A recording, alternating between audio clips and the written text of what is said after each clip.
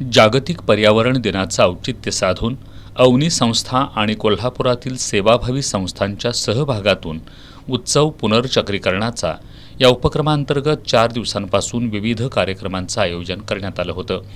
आज घरातील ओल्या कचऱ्यापासून खतनिर्मिती या विषयावर कार्यशाळेचं आयोजन करण्यात आलं होतं. या कार्यक्रमाला पालकमंत्री प्रकाश आंबेडकर यांची प्रमुख उपस्थिती होती. यावेळी बोलताना आंबेडकर यांनी सध्या सर्वत्र कचऱ्याचा प्रश्न गंभीर बनला असून शासन स्तरावर याबाबत गंभीरपणे काम सुरू असल्याचं सांगितलं.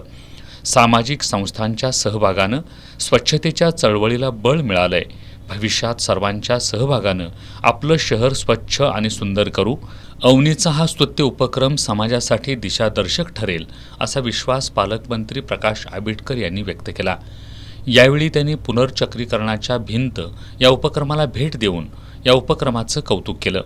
याप्रसंगी संजय पाटील यांनी अवनी आणि एकटी संस्थेच्या माध्यमातून होणाऱ्या कचरा व्यवस्थापन कामाची माहिती दिली. तृप्ती देशपांडे यांनी घरातील ओल्या कचऱ्यापासून खत कसं बनवायचं याचं प्रात्यक्षिक दाखवलं. याप्रसंगी अनिल चौगले, डॉक्टर दिलीप माळी, स्मिता खामकर, मंगला काळे उपस्थित होत्या.